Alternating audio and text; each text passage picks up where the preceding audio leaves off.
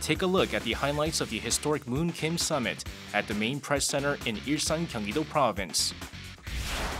Learn more about Korea's architectural history with architect Kim Jung-sik, the mastermind behind Pyongyang University of Science and Technology in North Korea.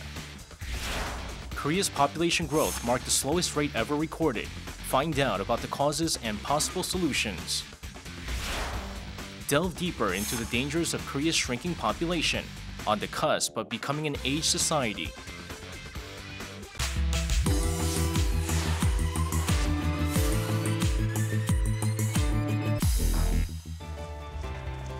The 2018 Moon Kim Summit finally took place on April 27th, and reporters from all across the world gathered to cover the historic event. Let's take a look at the highlights of the summit and feel the enthusiasm at the main press center.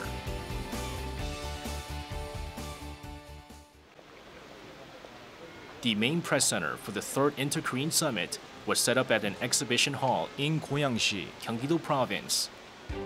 Because only a limited number of reporters and photographers were allowed to cover the summit on the southern side of the Truth Village of Panmunjom, the majority of local and international reporters gathered at the center to capture footage of this historic moment. Nearly 3,000 journalists from 360 media outlets in 36 countries filled the press center.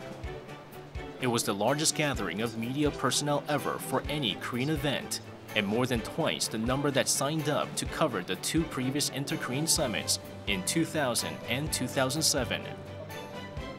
I think probably much more than the past. I heard that there are maybe 3 times more journalists attending this one than there were at the last two. I think that speaks to perhaps how much more important and pressing the North Korean issue is. To be a journalist and to be so close to such, again, an important event on the Korean Peninsula, for me, is very special.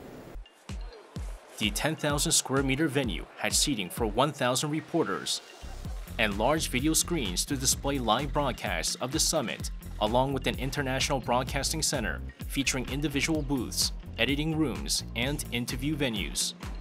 많은 또 경험들 있는 분들의 의견을 들어서 최대한 저희들이 언론들이 취재하는 가장 최적의 상황, 또 미디어 환경에 지금 발달된 미디어 환경에 가장 적합한 환경을 만들기 위해서 노력을 했고요.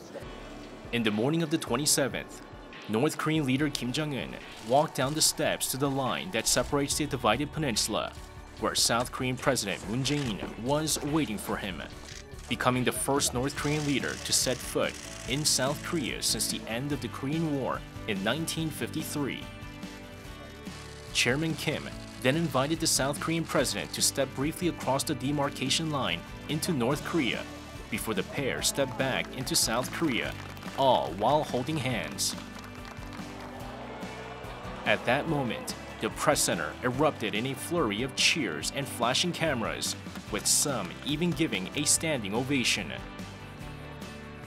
This is something that has never happened for a very long time. So it's historic. The meeting was so historic, particularly when the two leaders had one another and crossed the border, went back. It was significant. So to me, it was a great moment. While the reporters were writing their articles, the anchors shared the historic moment with viewers in real time. Also, interpretation services were offered for live international media coverage. Meanwhile, the event was broadcasted live to the whole world using computers and mobile platforms. After the morning session of the summit, presidential spokesperson Kim Hee-kyum briefed the plans for the afternoon session. And the media personnel had a moment to rest for lunch. The majority of them had lunch in their own seats. When the afternoon session began, the two leaders walked unaccompanied to a nearby bridge for a private conversation. Amid the singing of birds, the reporters predicted what was being discussed between the two leaders during that time. I am most intrigued about this 30-minute-long private conversation they had apart from their staff and apart from their advisors. I wonder if there was some real diplomatic progress made behind the scenes between these two leaders when they were able to speak alone. Then, the two leaders announced the Panmunjom Declaration to open a new period of peace and prosperity on the Korean Peninsula. 한반도에 더 이상 전쟁은 없을 것이며 새로운 평화의 시대가 열리고 있음을 함께 선언하였습니다. 우리 두 사람이 무릎을 마주하고 긴밀히 소통하고 협력함으로써 반드시 좋은 결실이 맺어지도록 노력해 나갈 것입니다. It was the first time for a North Korean leader to read the joint statement after a summit. The reporters captured that unusual scene with their mobile phones. After the grand banquet and farewell, the historic day finally came to an end. But that wasn't the end of the day for the reporters. I am a little tired, but the adrenaline is really going because this is historic and it feels historic. I think it was important for me to tell Americans this is not just some cold talk. This is very, very emotional and important for the people of North and South Korea. The two leaders shared commitment to bringing a swift end to the Cold War legacy of long-standing division and confrontation after their first summit. Full of hope and anticipation, the eyes of the world are zooming in on what it will lead to.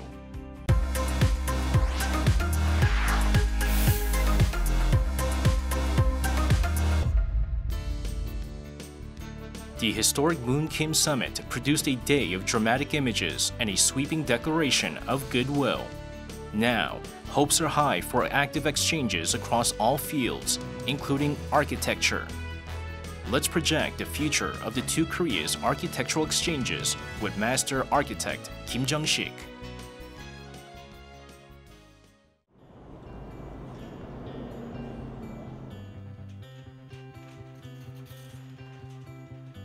Kim Jung-sik is one of Korea's first-generation architects with unchanging passion for architecture.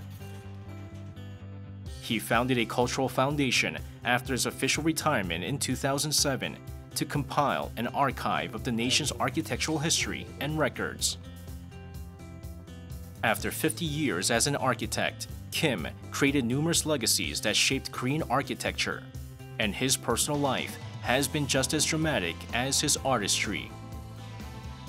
Born in Pyongyang, North Korea, he crossed the 38th parallel with his family at the age of 13, just before the Korean War. 우리 아버님이 1년 전에, 나보다 1년 전에 평양에서 이 서울로 넘어가셨어요. 돈벌이 하는 분이 남쪽으로 넘어가셨으니까 우리가 참 괴롭더라고요. 이러지도 못하고 저러지도 못하고 말해요. 우리도 내려가야 되지 않느냐, 남쪽으로. 그래서 내려오게 된 겁니다.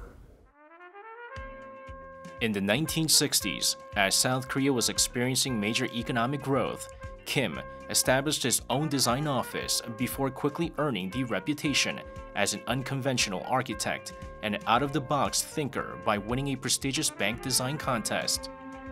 Kim is truly a legendary figure in Korean architecture. It's no exaggeration to say that his artistry offers a glimpse of Korea's modern history. And that includes the Presidential Blue House, or Cheongwade. The master architect designed the main building with the president's office, as well as the Chunchugan Press Hall.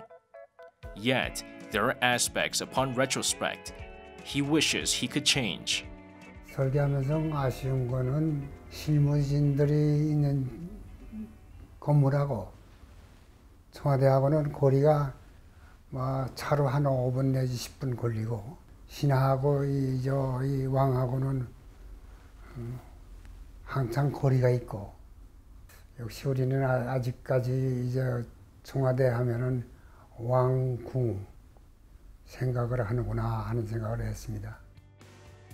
Kim is also the mastermind behind the Incheon International Airport, which accommodates over 60 million passengers per year.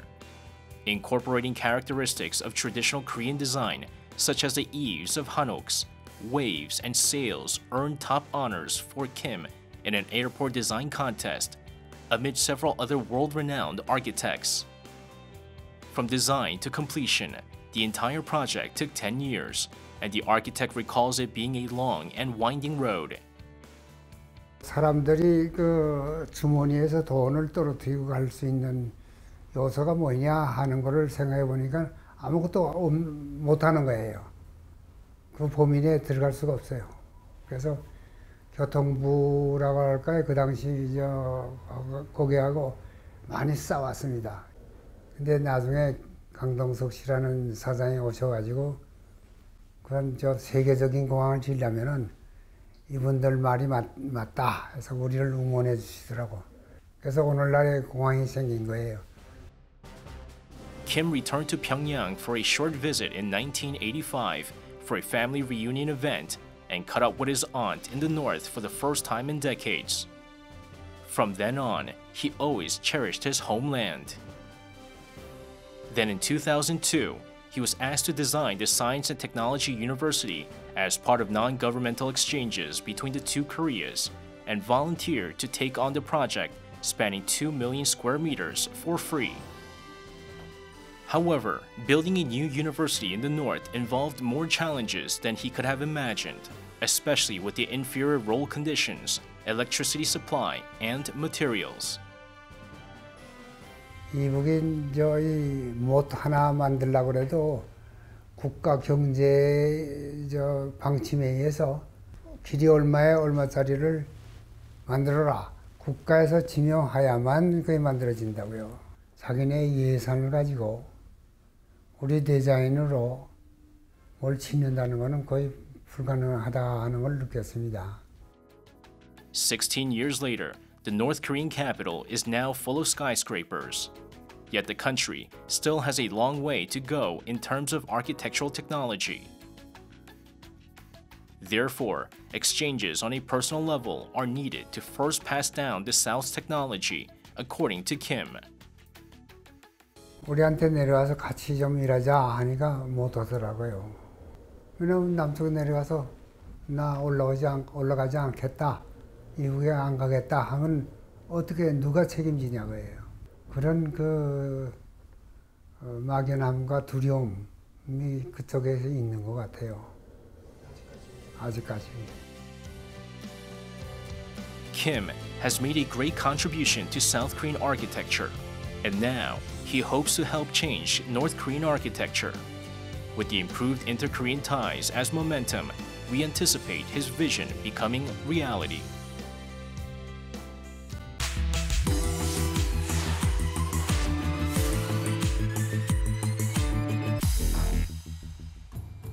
David Coleman of Oxford University warned back in 2006 that Korea's low birth rate is so serious that it could become the first nation in the world to become extinct. That's not an overstatement at all, because the rate has been falling to record lows year after year. Let's find more about the causes of population decline and possible solutions to the phenomenon. Korea has a population of 51,778,544, according to figures reported at the end of 2017. That's a 0.16% increase, or 80,000 people compared to the year before, making 2017 the first year ever for an increase of less than 100,000 in population, which is far below an annual average of 200,000. The main cause of the demographic decline is the nation's low birth rate. The number of newborns was below 400,000 for the first time last year, 357,700 to be more accurate. That's an over 10% drop from 406,200 of 2016, marking 1.05 births per woman, an all-time low since the Statistics Bureau started compiling such data, and less than the previous low set in 2005 when the figure was 1.08. Also, 17 cities apparently had no newborns last year. 1970년에는 1년에 100만 명이 태어났는데 우리 작년엔 한 36만 명 태어났잖아요. 그러니까 3분의 1 정도로 이제 태어나는 아이들이 줄어드니까 결국은 이제 감소할 수밖에 없는 거죠. 금년에 더 떨어질 겁니다. 왜냐하면 혼인 건수가 작년에 재작년에 28만이었는데 이게 작년에 26만으로 또 떨어졌어요. 그러니까 우리는 혼인을 해야 애를 낳기 때문에 그러니까 당분간 10년, 20년 안에 이거 반등할 가능성 거의 없습니다.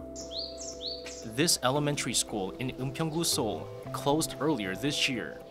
Previously a prestigious private school, it had some 1,500 students enrolled in the early days of its foundation in 1966.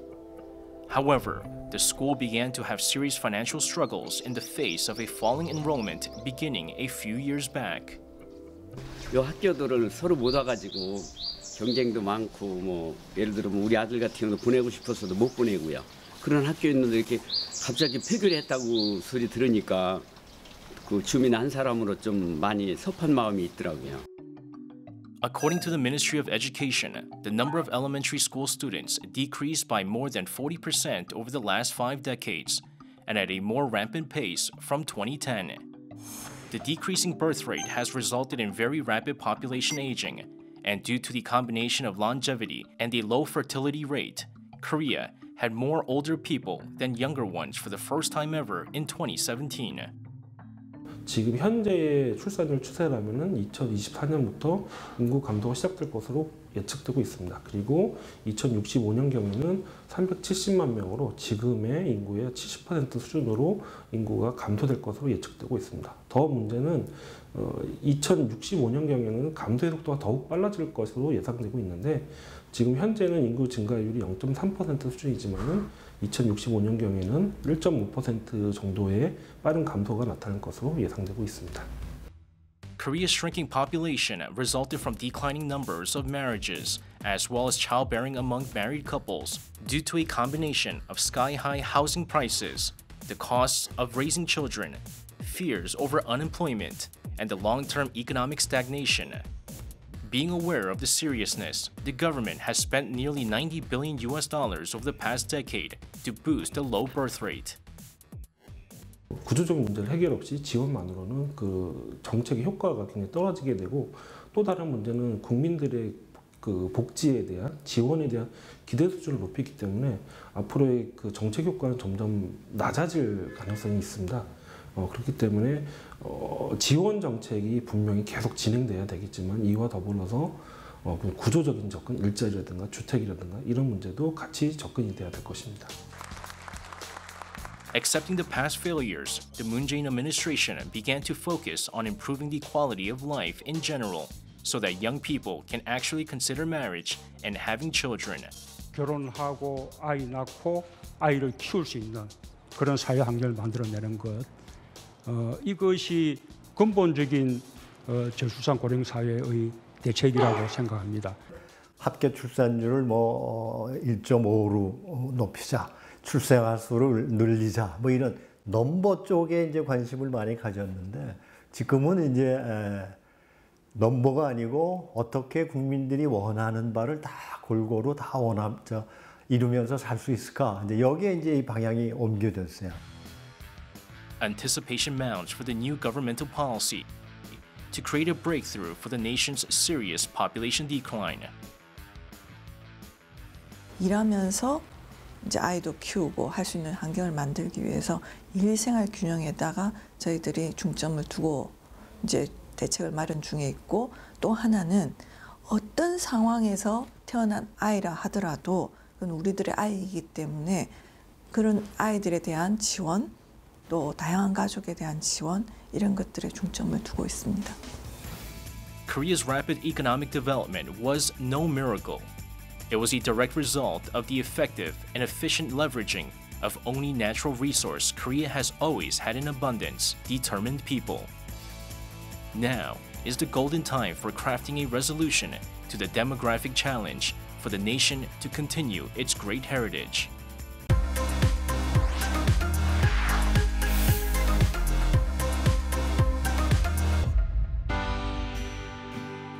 Prognosis shows that the country's population will start to shrink from 2030 as a result of aging population and the birth rate plunging to a record low.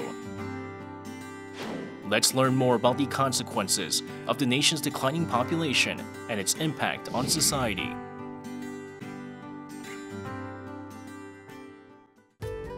Last year, Korea has recorded its lowest ever fertility rate since 1970.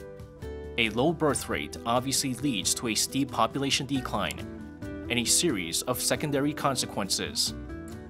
유소년 인구라든가 생산하는 인구가 감소하거든요. 그래서 이게 노인구는 증가하는데 이 생산하는 인구라든가 이 유소년 인구가 감소하는 어떤 그런 서로 상방향의 그 반대 방향으로 가는 어떤 축 때문에 고령화가 굉장히 빠르게 일어났거든요. The first is the decline in the number of students. The situation is worse in rural areas. With more school closing, all the educational resources will be flowing into the capital area, resulting in serious regional imbalance and inequality. 지금 학교에 있는 여러 가지 인프라, 물적이라든가 인적 인프라가 과잉된 상태예요. 이게. 쉽게 말하면 한 50%가 없어야 되는데, 근데 학교가 이게 한 50% 갖다가 없애는 구조조정하는 문제가 이 사회적으로 굉장히 큰 타격을 주기 때문에 쉽지는 않아요. An age society refers to any country in which 14% or more of the population is 65 and older. The issue has been affecting many advanced European countries since the 1980s, but the decline in working age population started affecting these societies about 20 to 30 years later. Korea is expected to become an age society this year, but labor forces have already started decreasing from last year, as opposed to the usual trend. The slowing down of economic growth means that the revenue is going to also decline. So on the one hand, the revenue is declining, and on the other, older people has to be taken care of with a lot of revenue, a lot of expenses and the medical services. So it's going to be a double challenge for a country to deal with the aging society. As a result, the country's population pyramids are predicted to have an inverted shape, with the graph tapering in at the bottom in 30 years. We need to take care a lot of expenses for health and the food for the cultural activity for the older people. So there's a need for huge services for the older people, but there are less people to pay the taxes who are participating in the job activities. So less revenues for the younger people and more people to take care of in the older people. Japan has been experiencing a low birth rate and aging population 20 years ahead of Korea. The Japanese asset price bubble burst in the 90s as a result of population decline, which then led to a significant decrease in the number of people purchasing houses, cars, and household appliances, and eventually a long-term economic recession. 노인구만 증가하면 물건을 갖다가 살 사람이 또 구매력이 떨어지다 보니까 내수장이 위축되고, 내수장이 위축되면 자본재가 형성이 안 되고, 그러면 공장이 순환이 안 되고 문을 닫죠. 그러다 보면 경제 성장이 저성장으로 팍 빠져버리거든요. Another issue surrounding population decline is the fall of human military resources and defense budget, which then leads to the weakening of national defense. As for Korea, the number of people drafted into the army is expected to decrease from 2020 and 200,000 less soldiers by 2050.